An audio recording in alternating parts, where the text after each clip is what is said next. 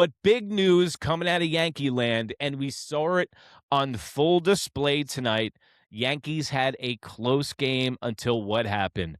None other than your boy, Duval. Duval.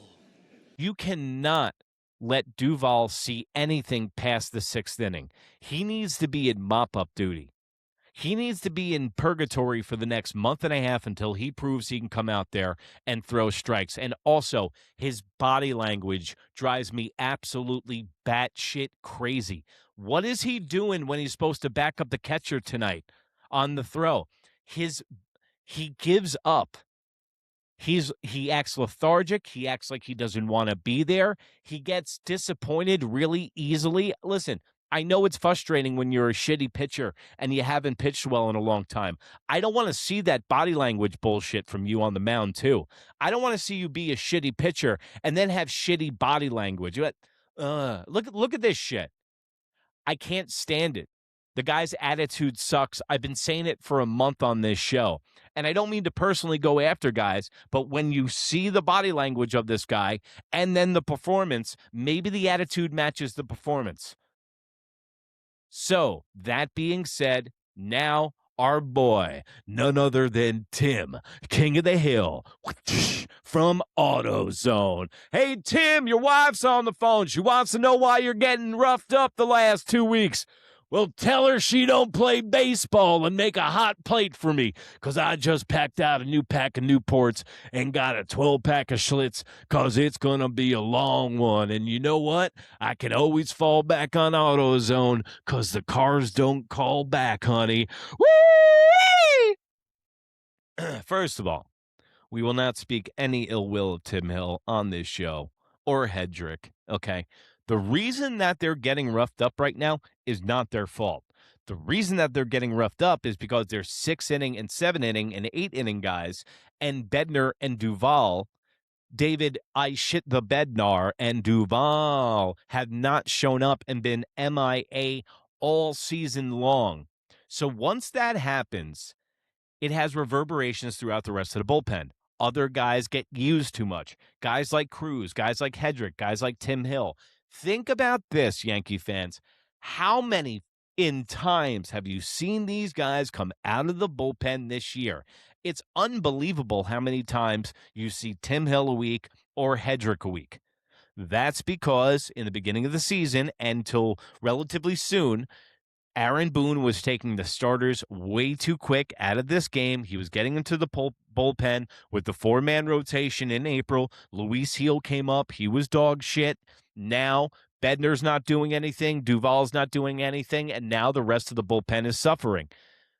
Now LaGranha is being moved to the bullpen from AAA, man. That's why I say you got to subscribe right here on New York Minute Sports. You get the news on the Yankees before it happens. What did I say a month ago? And even some of the fans and the New York Nuts in the comment section told you too, that LaGranha was getting moved to the bullpen.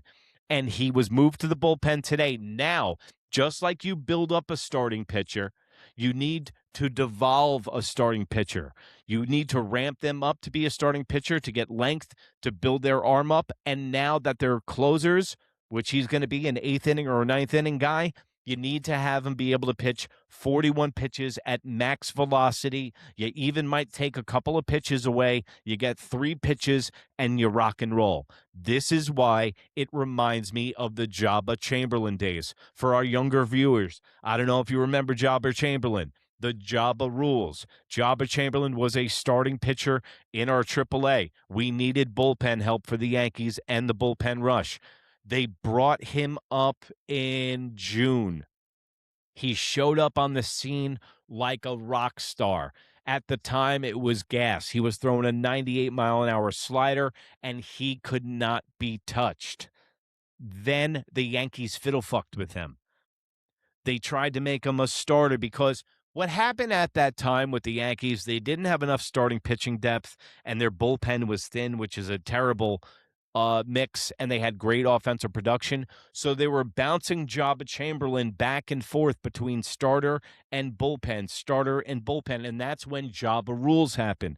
What Joba Rules was that they had a pitch limit. He can only be used on certain days. They couldn't bring him on back-to-back days because they were trying to have their cake and eat it too. They were trying to keep him a quasi-starter and bullpen guy, and that never works out.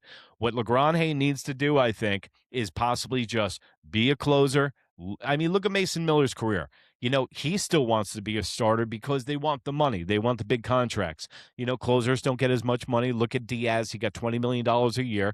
The top-end guys are usually capped out at about $25 million a year. If you're a starting pitcher, you can make $41 million a year. So that's why closers always want to be, quarterbacks always want to be wide receivers and vice versa, okay?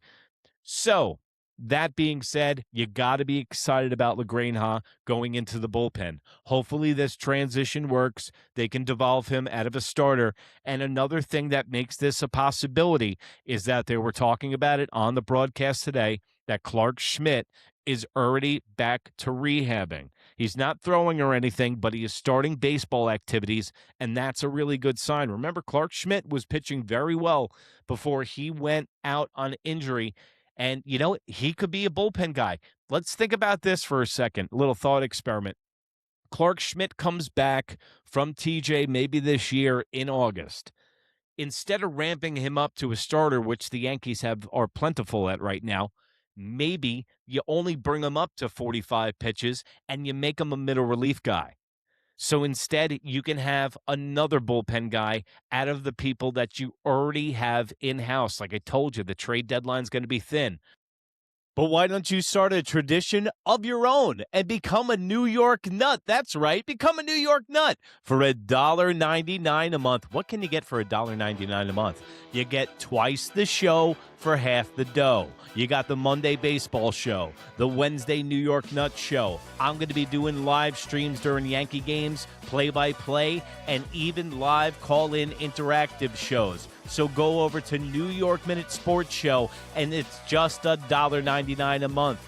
Also, it's New York Minute Sports. Put it anywhere in that smoke wagon. You call the information superhighway, and you can find our show in this face. Lucky you. Also, New York Minute Sports merch. All the T-shirts you see during the show are made in the USA, just like yours truly. Go over there and check it out. It's the beautiful blue link underneath the video. And remember, if you can't be good, be bad, baby. Good night, Canada. Bye. That's your boy. So You said he was. Goodbye. That's my boy.